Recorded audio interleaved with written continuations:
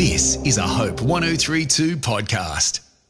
Just a warning, this episode contains topics that might be triggering for some people who are listening. If you need some assistance, contact Lifeline on 131114 131114.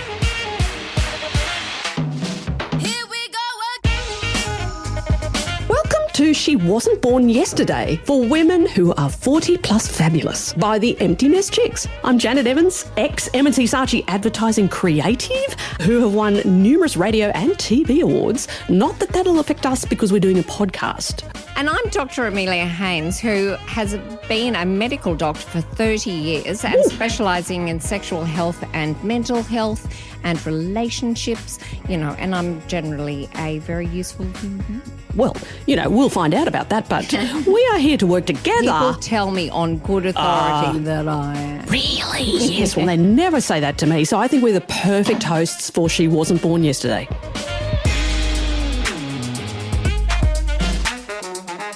Gorgeous Dr. Amelia. I reckon all of us in our lives at some point have experienced someone who's made a bit of an insensitive remark about how we look, in particular, like our weight, whether it's, looking a bit chubby or, you've maybe gained a few holiday kilos or... Actually, I think people, what I've found is that people, I'm a bit large for me at the moment, and people say, oh, hi, Amelia, you're looking really well. Well. And I think, I know what looking really well means. Yeah. But I think there is, and I actually think that there's a particular age, when you go into sort of like, teenagehood, when it becomes, the way you look and your weight seems to become a really big deal. Like you become a lot more sensitive to it.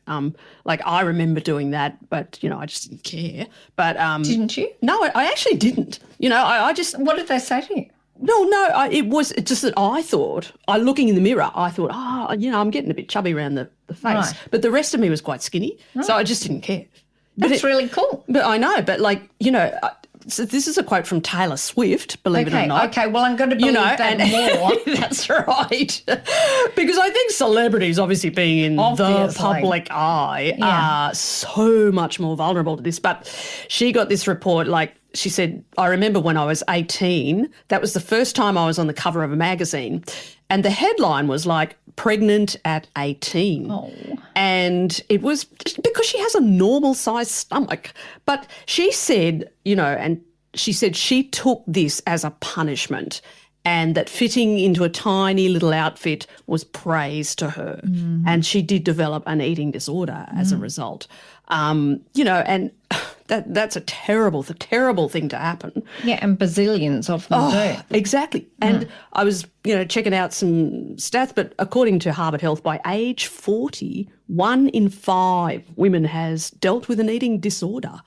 It was saying that a lot of cases reoccur after menopause because of a pattern from earlier years that might have flown under the radar, which was quite interesting. That's very interesting, yeah. So, there are lots and lots of aspects to our topic today, which is about eating disorders at 40 plus. Yeah, okay. And it's going to be fascinating because we're talking to an amazing, amazing person and chatting about how eating disorders when we're young can actually affect our health in later life.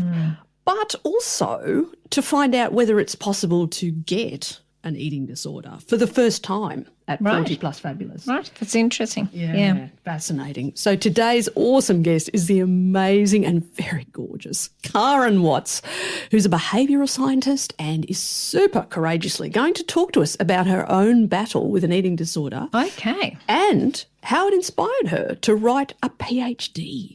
Welcome, Kaaren, to She Wasn't Born Yesterday. Yes, welcome. Thank you so much for having me, Janet and Amelia. I'm really delighted to be here to talk about this really important topic.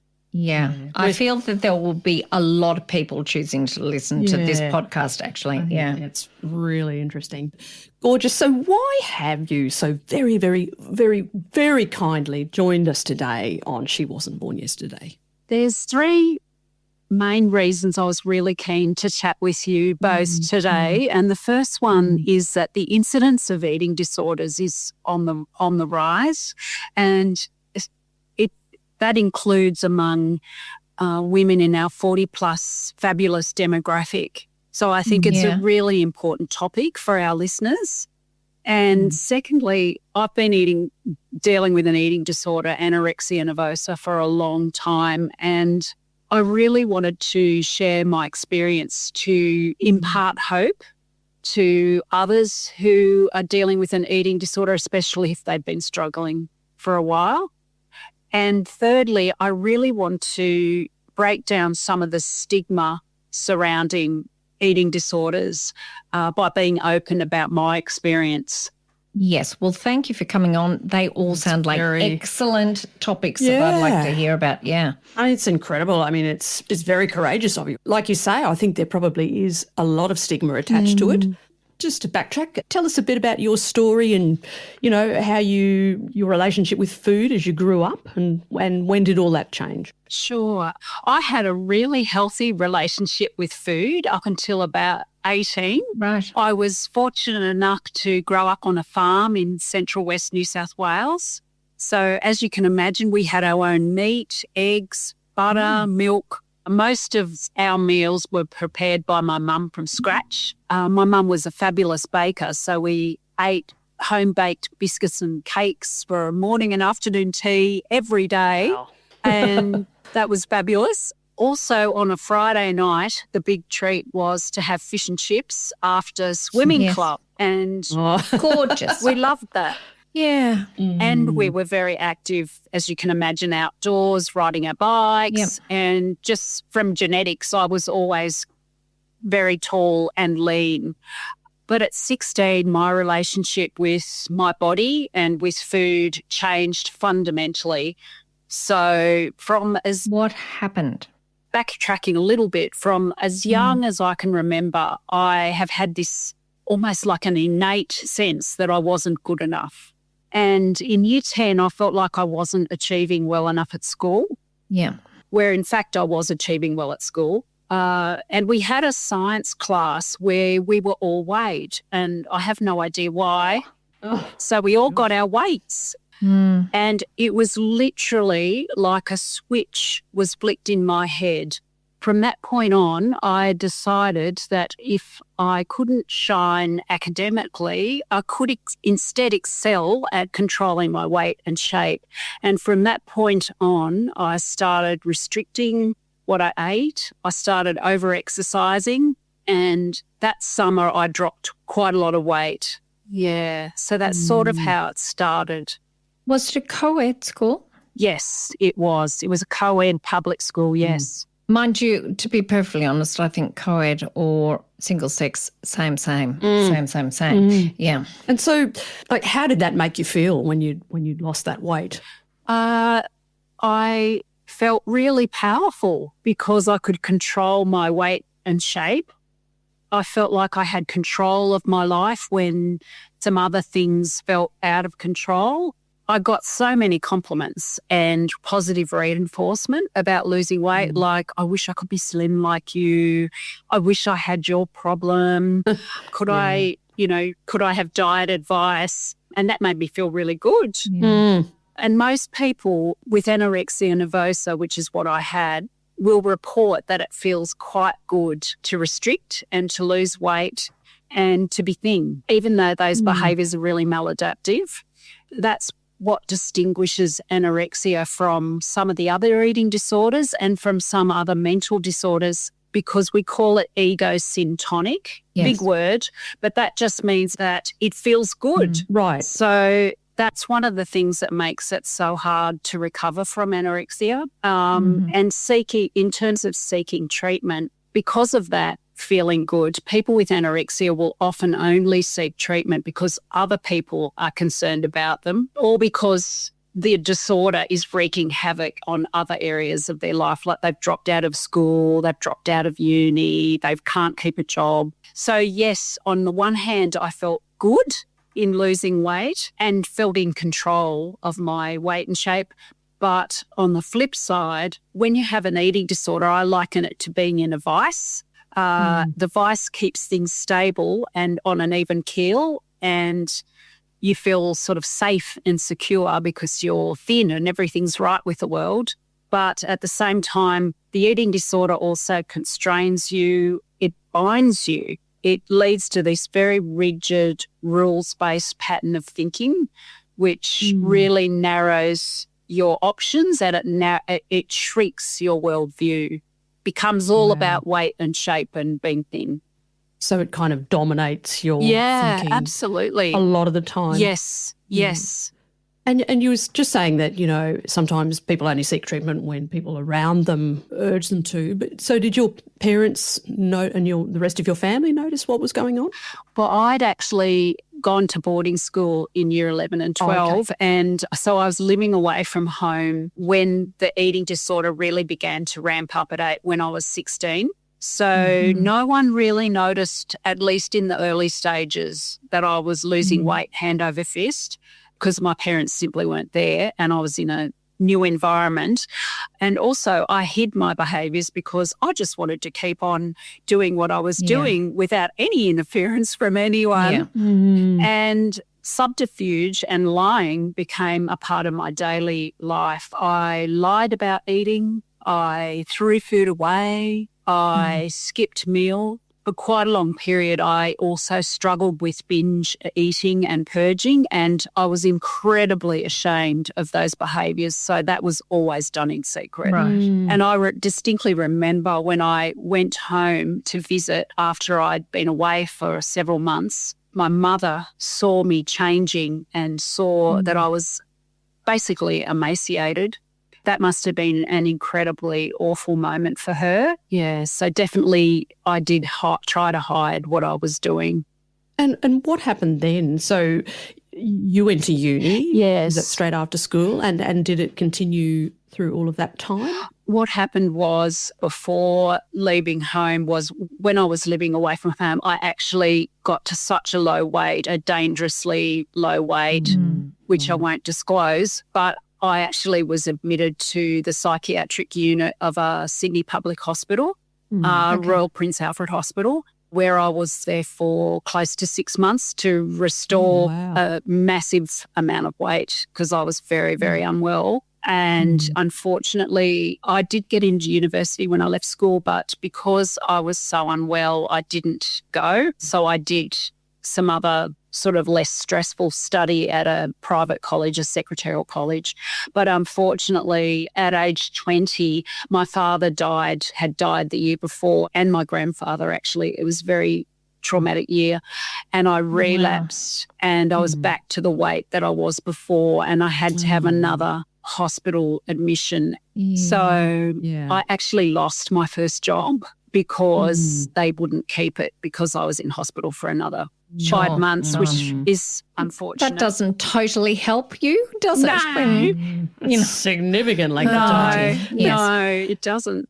After those two original hospital admissions, which were, 16 and 20, I actually thought I was recovered when I absolutely wasn't. And I think for the next 4 decades, I was literally in denial. So I carefully restricted what I ate and I over-exercised so to keep my weight low, below a normal body mass index for my weight and height, but I wasn't at a dangerously low weight. So I sort of just could go along functioning at a semi-good level, but I wasn't actually recovered. The alarm bells weren't ringing when people saw you, like a doctor or whoever, but basically that what was going on inside your mind was not recovered. Exactly. Is anorexia nervosa and are all of the eating disorders, are they actually mental health problems rather than physical problems? I mean, they go hand in hand, obviously, but... Yes, they are mental disorders. So when we think of eating disorders, we automatically, I think of anorexia nervosa or bulimia nervosa, or anorexia or bulimia for short. But there are only 2 of the eating disorders that are listed in the Diagnostic and Statistical Manual for Mental Disorders. So they are serious mental illnesses. But of course, they have huge impact on your medical stability and your health and physical, emotional, spiritual. They affect every aspect of your life. And I will talk about some of the very serious consequences of having an eating disorder. Yes, so they are mental disorders, but they're a huge impact on your physical health and emotional health. And so with these stints in hospital at that time, were they addressing the mental health aspect of these conditions? I was in hospital in the mid to late 80s, and treatment for eating disorders has obviously come a long way since then. And that's not to say that I didn't get gold standard treatment at the time I was in hospital, but certainly when I was in the public hospital, it was more about reward and punishment, I guess, in the sense that, and the focus was definitely on gaining weight. But the trouble was I was hungry. I wanted to eat once I got into hospital. I gained all the weight, got to the minimum weight that they said, and then I went straight back into the environment that I'd come out of without addressing these, especially this core belief that I wasn't good enough. That was one of the beliefs that has definitely underpinned my eating disorder. It's not the only thing, but if you don't believe you sort of are worthwhile and good enough and a useful human being, that was my way of coping with that belief. Maladaptive. Is that typical of everyone with an eating disorder, or is that just something that was unique to you? Oh, I think it's very common. I think it's very common. And that sort of relates to what the causes of eating disorders are, which are complex. I've done something called schema therapy this year, which is sort of like an extension of cognitive behavioural therapy, and it is a therapy that is designed, it's been adapted specifically for eating disorders, and it's designed to address those fundamental core beliefs that many people with eating disorders have, like I don't matter, I'm not good enough, I'm defective, I'm a failure. Those are core beliefs that many people with an eating disorder will carry, whether it be from past trauma, from family of origin stuff, from other environmental factors, sociocultural factors. Actually, and they're saying now that really some genetic things are actually causal too. It's not all your parents' fault. I'm not saying your parents helped or whatever, but I'm just saying actually there's genetics absolutely involved. Absolutely. Yeah. And this is definitely not, when we say family of origin stuff, that's definitely not to say parents are to blame or anything like that. You know, there's just sometimes patterns in families dynamics that might converge with other factors, say genetic factors, to trigger an eating disorder. And there is strong evidence now that there is a strong genetic component to eating disorders. You know, they tend to run in families. But that's not to say someone who's not got a genetic component won't develop an eating disorder. There's a lot of different things, like any mental disorder, that can lead to an eating disorder. Yeah. I kind of tend to think of people with eating disorders as being quite young, like around that sort of age. But sure, the 16-year-old thing. And what are the longer term health impacts? So even say you recover from it, you know, within 5-10 years of that time, are there longer term health impacts for you? Absolutely. And that really highlights how serious eating disorders can be. And I've experienced with anorexia nervosa, there's one of the main impacts and most worrying impacts of starvation or malnourishment is on the brain. So it's possible to have brain damage from an eating disorder like anorexia because you actually lose grey matter in your brain. Also, my brain and anyone else who's malnourished, your brain is starved. Your brain is simply has not got enough energy on board to work properly. So that's why you get these impacts like difficulty in focusing, in concentrating. You can't remember things. There's periods in my life, there's events in my life that I simply don't remember. There's difficulty engaging in higher order thinking, you know, that executive function and making decisions. Because the first thing that starvation will start to erode is muscle. So your heart is a muscle, so you can suffer damage to the structure and function of your heart. You feel tired all the time because you don't have enough energy on board. I had very, very low blood pressure. I had that. And so you feel dizzy when you stand up, faint, very low pulse rate. My pulse rate for years was about 45 beats a minute, and that's not because I'm an elite athlete. Yeah. You can grow, and I did, this soft downy hair on your body, which is called lanugo, which is because your body's trying to keep warm because you don't have enough adipose tissue to keep you warm. You have thinning of the bones. I have osteopenia, which is reversible. It's the precursor to osteoporosis, which I believe is not reversible. So tell me, you're lifting weights. Yes, I am. I am. Good woman. I'm delighted to hear it. I am, Amelia. I'm doing some resistance. You know, there's other things like it can have an impact on your fertility because obviously if you're younger, you lose your periods. You know, you can have multiple organ failure, which is going to kill you. And perhaps the most... And people do die. Actually, as a doctor, I feel like I need to intercede here and say, actually, doctors do take it very, very seriously, all the eating disorders, because they actually have a really high mortality, which is death, mortality rate. So we actually do take it super seriously. Yes, absolutely. And Amelia, thanks for saying that because about 5 to 10% of people with anorexia will die. And two of the girls I was actually in hospital in my teens died, and one of them was 14. And bulimia has a mortality rate of about 1 to 3%, and about 5 to 10% of those with anorexia will die within the first 10 years. So it's very sobering, and I know that our health professionals take it very seriously. Exactly. It's not a silly complaint or disorder. It's a deeply, deeply serious one. Yeah. And with bulimia, you know, because of the binging and purging, again, you'll get all those things like electrolyte imbalances, dehydration, and serious, you know, teeth enamel eroding, all those really... But perhaps one of the most distressing things from an emotional point of view is that you have those heightened negative emotion states like chronic anxiety, chronic irritability, feeling hopeless, helpless, and often suicidal. And suicide is very common especially in anorexia nervosa. And is that because the mechanism for actually coping with a lot of those things has been taken away? In other words, your control of your food intake. Yeah, because it is ego-stintonic, it feels good.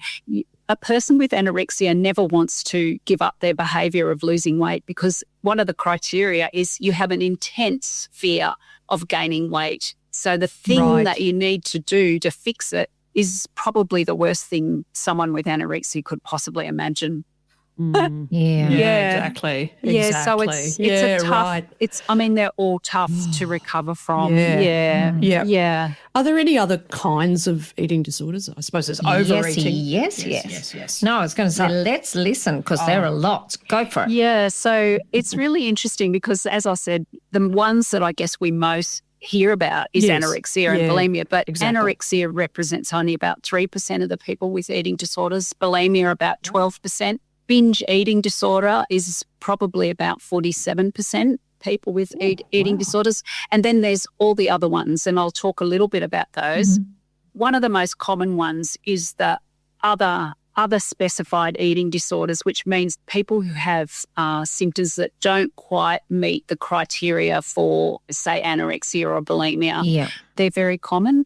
There's also one called avoidant restrictive food intake disorder, or ARFID, if you want the nifty little very snappy catchy little name. Catchy, ARFID. And that one's the person tends to avoid certain foods that it's often because that it might be because they find the texture uncomfortable or problematic, unpleasant in some way. That's right. Oh wow, I fall into that category. I just realised I've been diagnosed on the pod. Yeah, because there are certain foods that I avoid because of the texture, like okra. Here we go. The okra with those slimy pods in the middle, you know what I mean? And rhubarb. Oh, I had a bad rhubarb experience as a child. So I avoid those two things like the plague. Does that mean I have an eating disorder?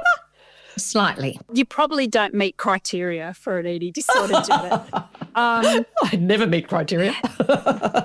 Then there's two other ones which I think are fairly rare, is pica, which is a very unusual one, which is where often occurs in younger people, where they eat what we would not classify as food-related items, like they might eat string, clay, charcoal. Soil. Yeah, and then there's rumination disorder, which is one where the person will actually often regurgitate their food and either spit it out or swallow it down again. It would be a very distressing disorder. So there's quite a few.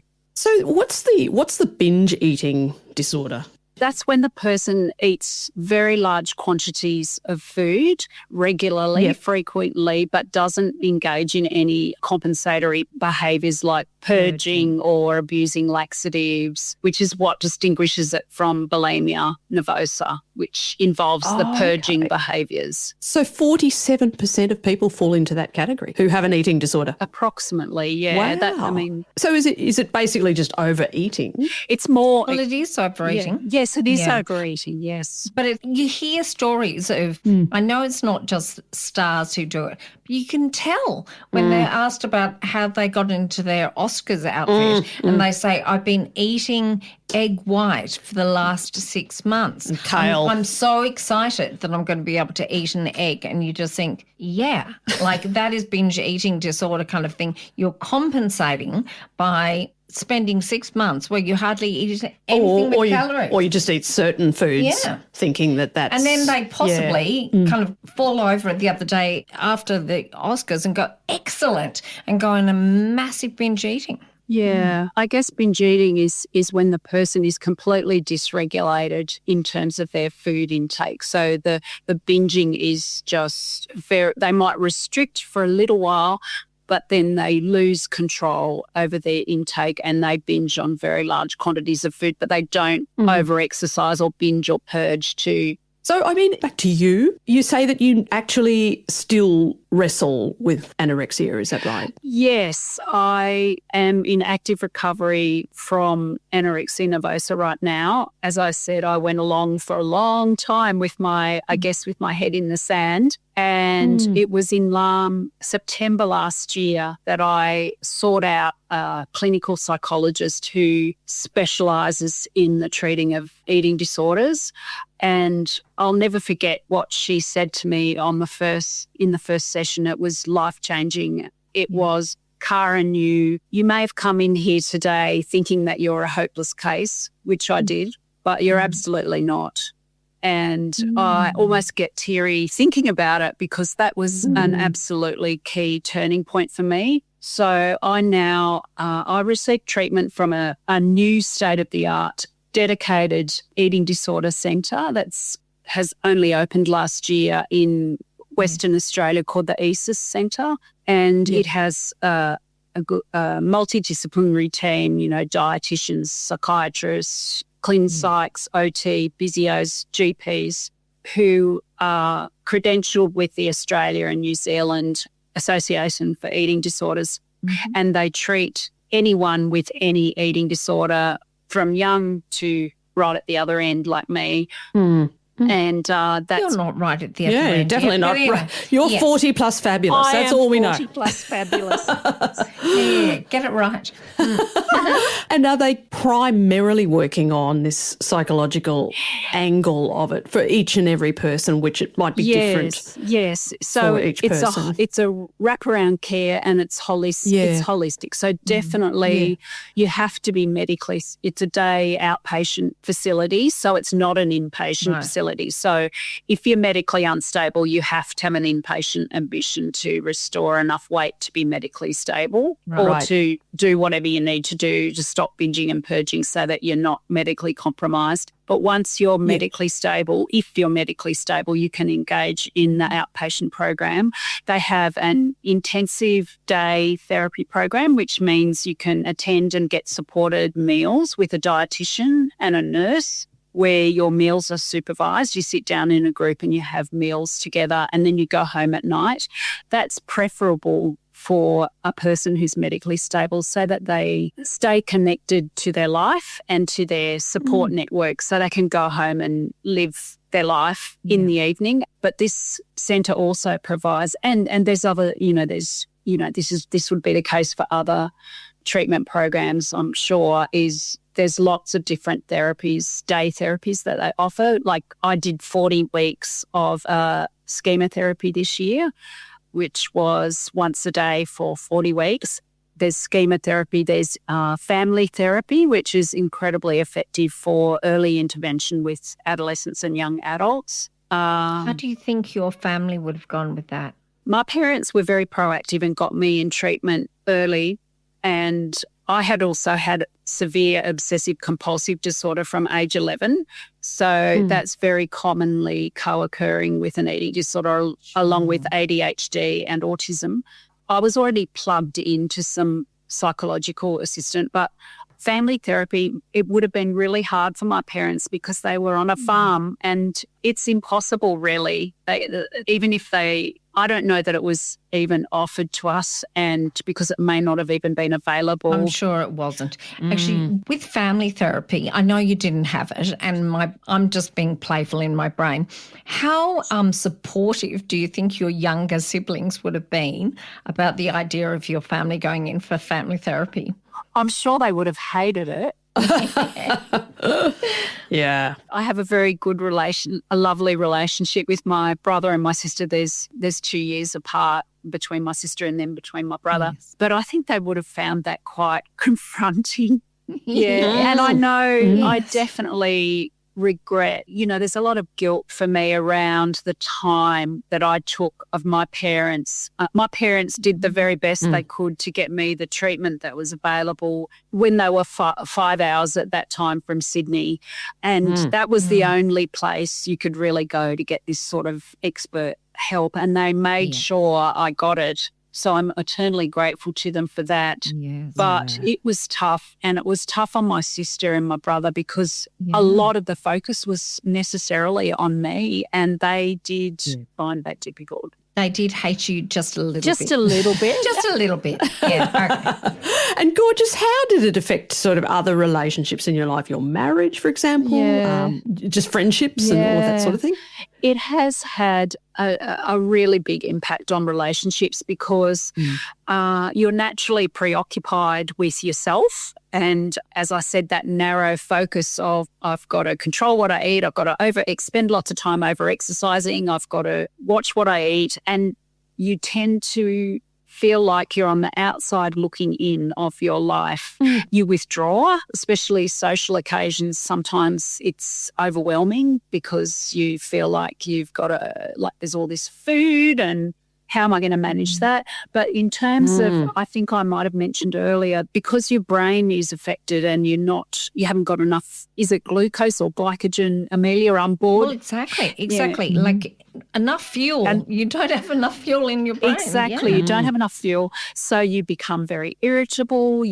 I became very emotionally dysregulated. Now that doesn't augur well for relationships. It's flying off the handle, and that is definitely a direct consequence of starvation, irritability, not being able to regulate your emotions, being very moody. Very hungry, because you're hungry. And so I lost friendships because people just tend to give up, which you can understand that. And it's been incredibly difficult on my family and my husband. My husband is a rock. I'm very grateful to have a wonderful, supportive husband. He's been supportive all the way through, but it has been incredibly hard on our relationship, and he's walked alongside me, but they've been very difficult times, especially when I was binging and purging a lot. that was incredibly distressing for me, but incredibly distressing for him. But also just the emotional dysregulation. It doesn't do relationships a lot of good. No. Did you ever have children? No, we decided not to have children, and Because I think that just sounds so terrifying to someone where this is an issue that you'd become, basically when we get pregnant, we end up as beach balls. Oh, Do you know what I mean? No, you yes. really do. And you That's can't true. exercise the same way. And, Right. you lose all control. Like thinking about the Absolutely. control aspect of things, like pregnancy, terrifying, loss of control. yes, and that's a really good point, Amelia, because it definitely, and sadly, I think, fed into our decision not to have children because I simply could not imagine myself pregnant, which may sound ridiculous, but I could not imagine going through that body change. And secondly, I was terrified that I could not model good body image to a daughter. Right. I actually felt like that would be impossible for me. I actually feel quite teary when I talk about that. Yeah. Yeah. Here we go again. But I'm wondering too, like, is it possible to actually acquire an eating disorder at 40 plus fabulous? Absolutely it is, Janet Right. and Amelia. And I suppose one of the myths around eating disorders, and I wanted to sort of talk about a couple of the myths around eating disorders a little later, is that it only affects females and it only affects people who are young teenagers or young adults. Yeah. That is a myth because eating disorders can affect any gender and they can appear at any age. They certainly do tend to more commonly appear in teenage years or adolescence, but they can occur at any age. And as I mentioned earlier, they are on the rise in the 40 plus fabulous demographic. And that could be because a person developed an eating disorder young and never recovered. I think that is where I sit. Or they may have developed one when they were young, recovered, but then relapsed. Right. Or they may never have had an eating disorder at a younger age. They may have definitely developed one later on. And I have read that menopause and all the physical and hormonal changes that go with that, and we can all relate. We can relate to that. Yes. We can.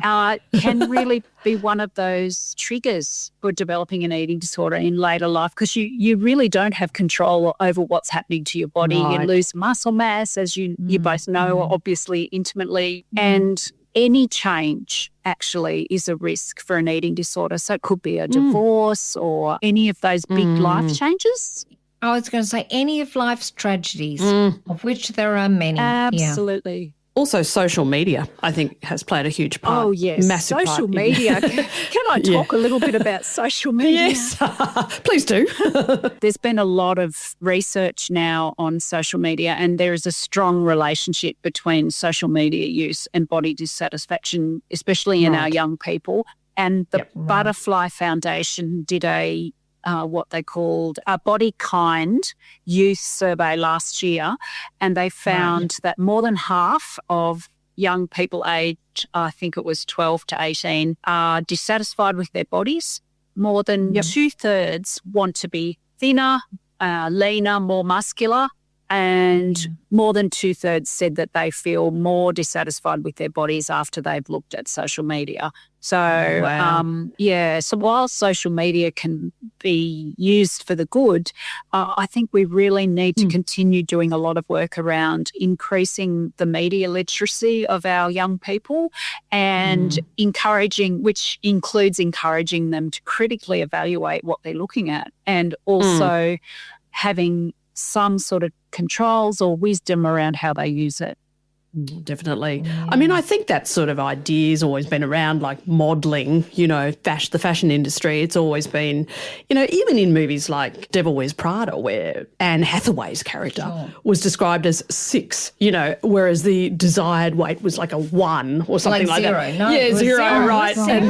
Zero. And things like that. So, and it's thin is in, and, the modelling, the catwalk Yes. model who is ridiculously thin. It was, has been a kind of a tradition. But men are at risk now too Yeah. in growing numbers, aren't they? Because these poor boys, they're seeing people online on TikTok and whatever. Like it's all about being bigger with muscle, but like zero fat. Lean. And so Yes. they've joined us. The men have totally joined Yeah. us. Absolutely. In great numbers. Yeah. Yeah, definitely. It can affect men very much so.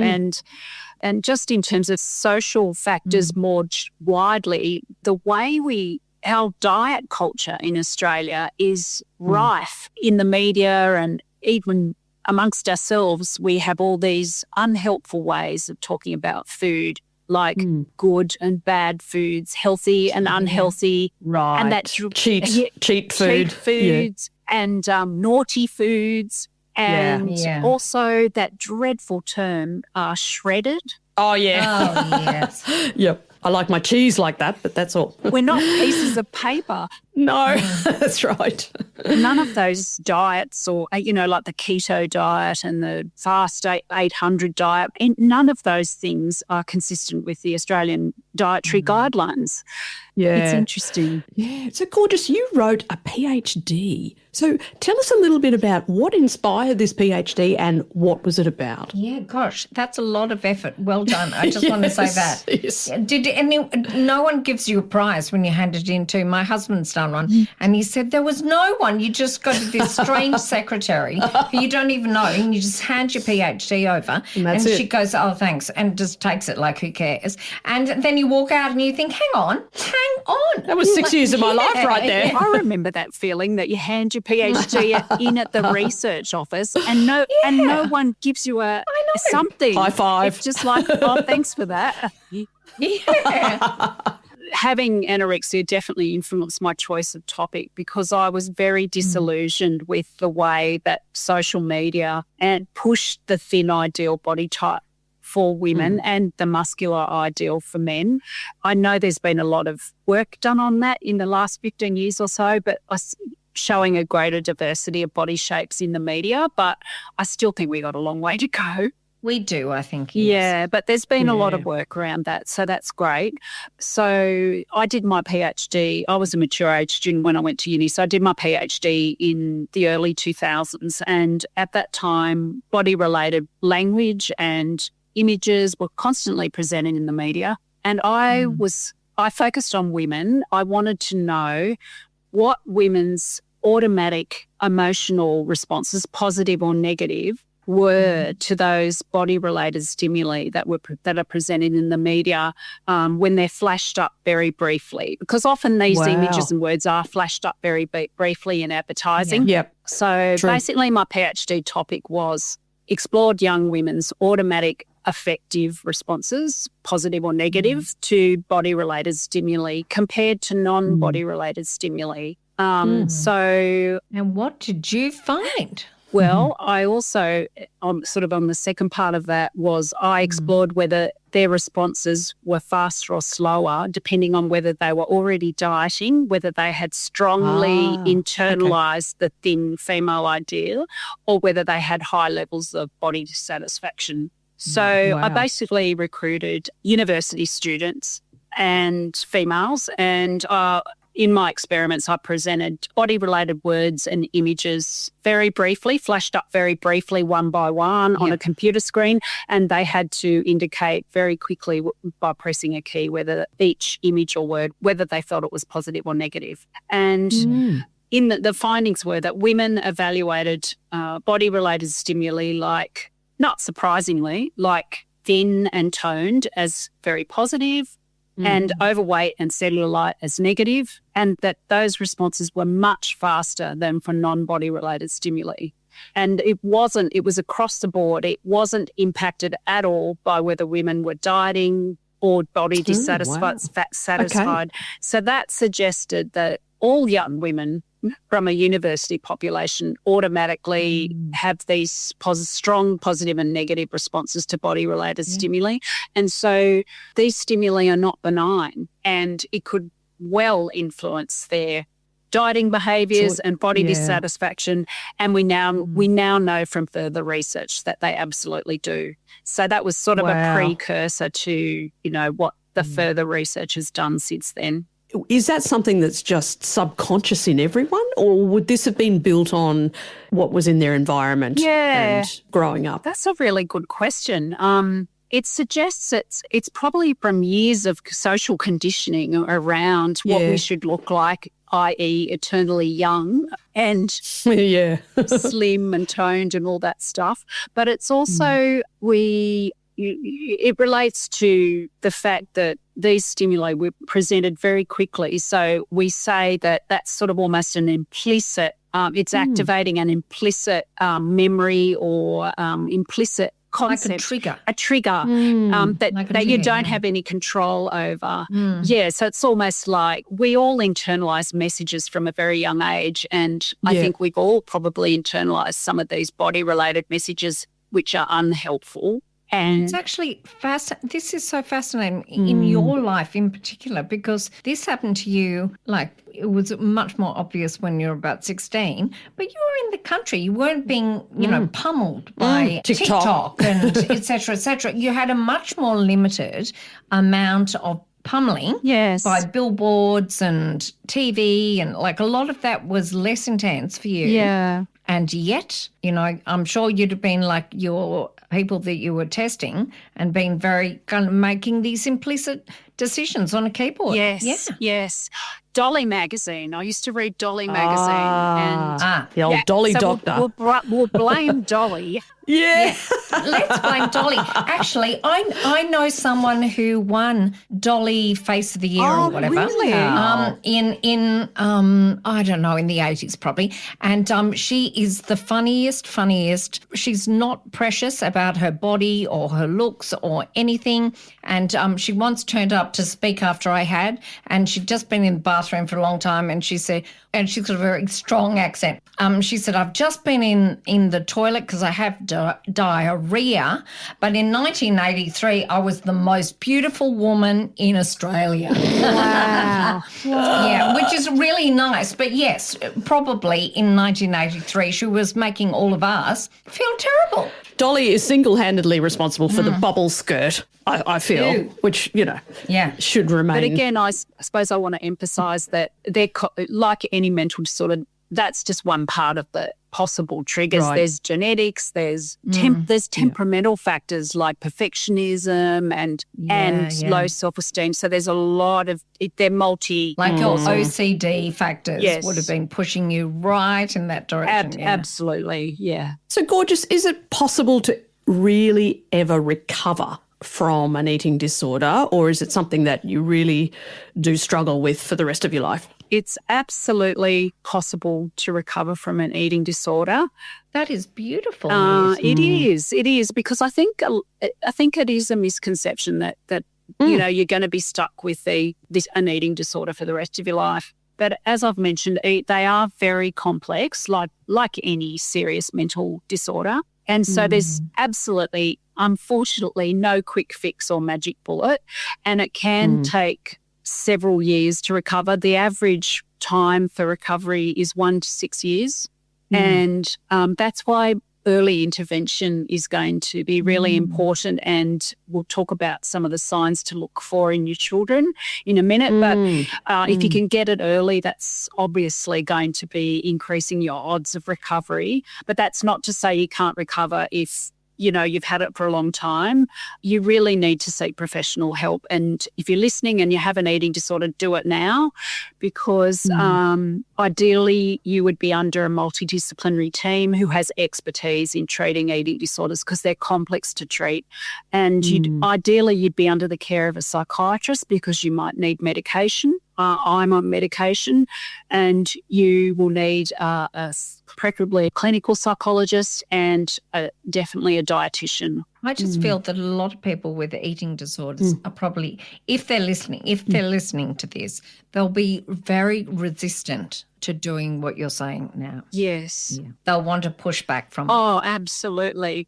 I had been treated before and resisted treatment and was continuing on in my behaviours. And as we mentioned, that's very common to downplay the seriousness of the disorder because you don't want to change your behaviours. But I guess that's why we're highlighting some of the serious consequences of eating disorders and that you can actually die. And also it sucks the joy out of your life. Right. That's one of the things that prompted me to, I was feeling quite desperate last year, and that was one of the things that drove me to actually change psychologists and get one who was an expert in eating disorders. And excellent decision. And my clinical psychologist said to me that it will be very difficult, and that honesty was very important. But also, if you commit to and in trust in the recovery process, you will get through. You will actually recover. Life to me is a God-given gift, and it's worth seizing the opportunity to recover. And one of the things I have had to grapple with this year, and I guess I'm trying to encourage people to seek treatment now, is I've had to navigate a lot of grief this year. I have grieved enormously this year for missed opportunities and making choices that meant that I hurt other people and time that I cannot get it back. So, and that represents 40 years of having an eating disorder. And so it wasn't a choice, but it is a choice to seek treatment. Yeah, I reckon this is so vital to the women who are targeted by this show. At, you know, at 40 plus, you're going to be thinking, is it too late? Well, I can't go back to being 20. I've wasted so many years hating myself. All of that kind of grief has to be acknowledged, and you know, it's okay, guys. It really does need to be acknowledged. Massively, like we're only here one time. Yes, and I think that is also for 40-plus fabulous women who have an eating disorder, that is a big barrier to recovery or seeking treatment, is it's too late. One of the messages I want to convey, I'd love to convey in our conversation is it is never too late. It is never too late. It doesn't matter how many times you've been in treatment. It doesn't matter whether you've relapsed 1 or 10 times. It doesn't matter if some insensitive person, and some people have been told that they are hopeless. They are a hopeless case. You will not recover. You need to go into palliative care.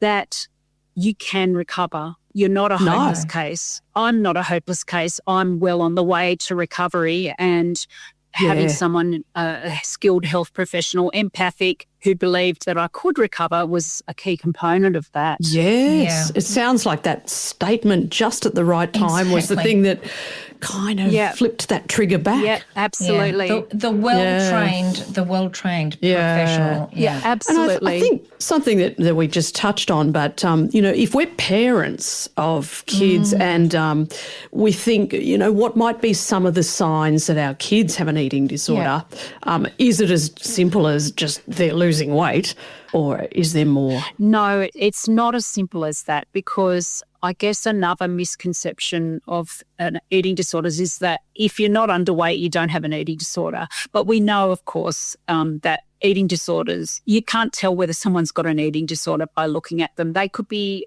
in the normal weight range. So I guess when it comes to your children, definitely children, if they're losing weight, that would be a red flag. And especially children are expected to gain weight because they're growing. And so if your child seems to be losing weight, or they're not within the parameters of their expected growth trajectory, then that certainly needs investigating. But that's only one part of the picture, because, you know, body mass index, as we know, is only one part of the picture. Another key part of the picture is, what is your child eating? What does your child's eating behaviour look like? So is your child eating regular meals and snacks and adequate amounts of the full range of foods? And if the answer is no, that could also be a red flag.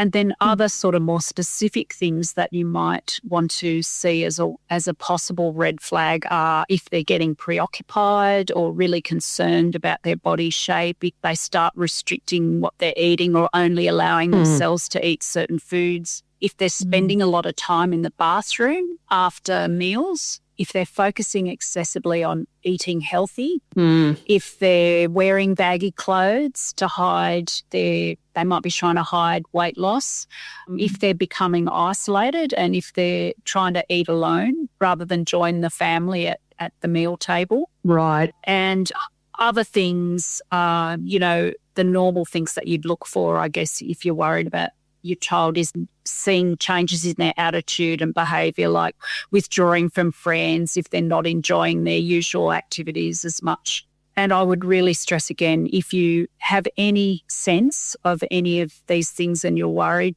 don't delay.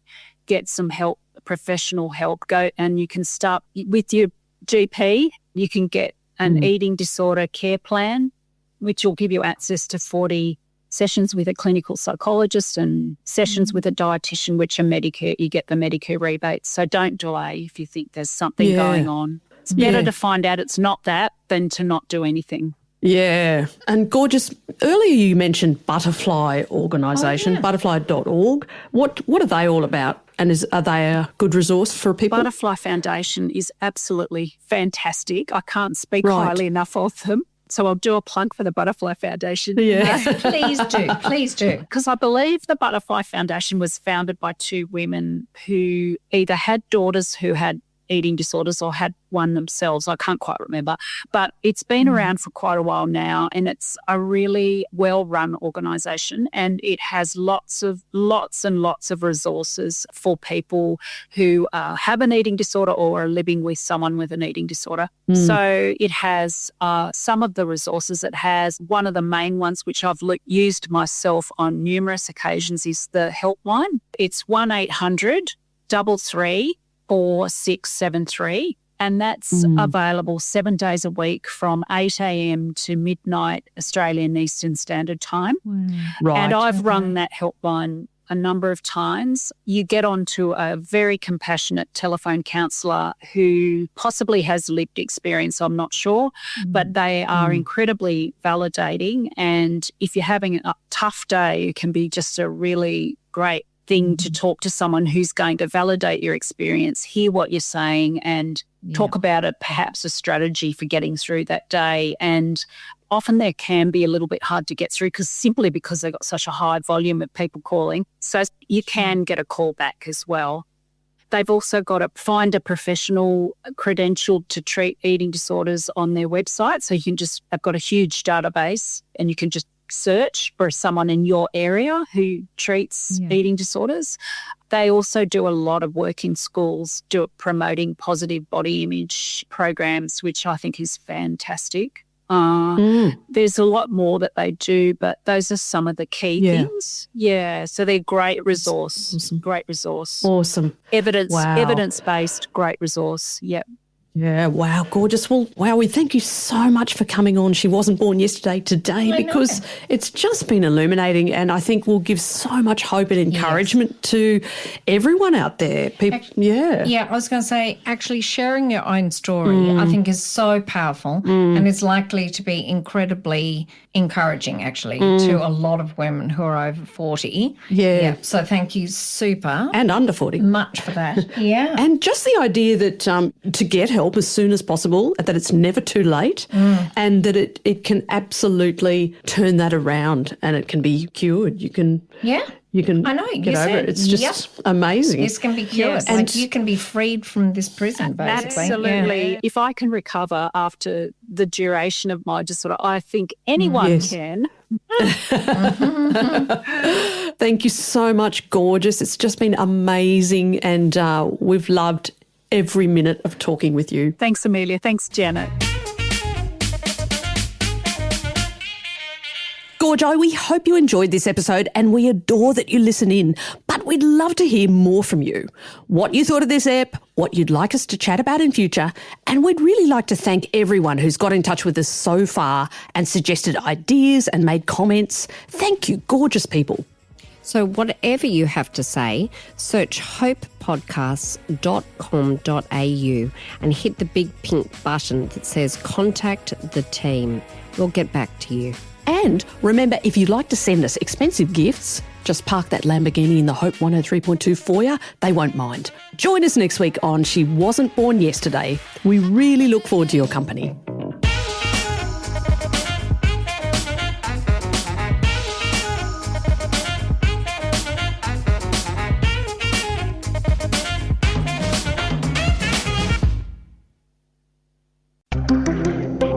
Hope 1032. Thanks for listening.